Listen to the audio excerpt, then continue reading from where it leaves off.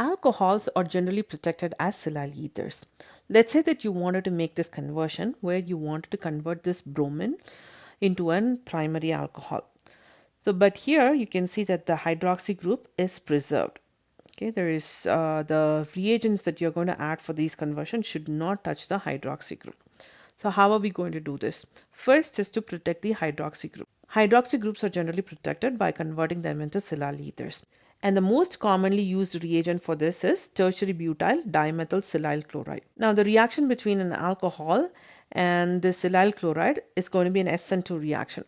You might be wondering how this reaction is happening, although this is a tertiary alkyl halide. So if you take a look into this, you do have 3 carbons attached to it, and this resembles a tertiary alkyl halide. But how is this possible? How a tertiary alkyl halide can undergo an SN2 reaction? Now here in this case, this bond, the carbon-silicon bond is relatively long, and therefore the steric hindrance at this site is greatly reduced, so the nucleophile can actually go and attack this silicon and thrust the leaving group out. Okay, so this is how it goes. First is to protect the hydroxy group, which takes place by an SN2 reaction. So this is going to come in and this is going to leave. This reaction is going to generate some HCl, and therefore you're going to use an amine. Generally, we use the imidazole to neutralize that HCl that is liberated in the reaction. So we will use imidazole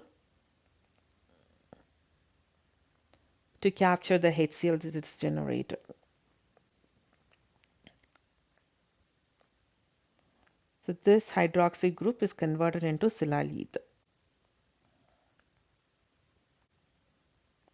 And in the next step, we can convert this into a Grignard reagent by reacting it with magnesium shavings and diethyl ether. Since we have to add a carbon to this molecule, we are going to take advantage of the reactivity of Grignard reagent with formaldehyde. Formaldehyde, when it reacts with Grignard reagent, it's going to give us a primary alcohol. So this part right here will get converted into a primary alcohol. First, to begin with, it's going to form this complex. When you use TBAF, which is tetrabutyl ammonium fluoride, which has this structure, there are 4 butyl groups because it says tetrabutyl and ammonium fluoride. When you react this silyl ether with TBAF, this bond right here is going to be broken. It's going to be hydrolyzed to get it converted into alcohol, and this is also going to get converted into an alcohol. And you will also be getting this compound, which is tertiary butyl dimethyl silyl fluoride. Okay, and as you can see from this reaction, the alcohol has been regenerated with the use of TBAF.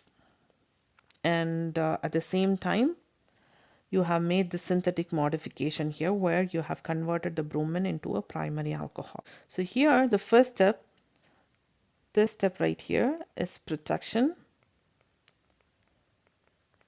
And this last step is deprotection. And between this protection and reprotection, we have carried out the actual functional group modification where this bromine has been converted into an alcohol.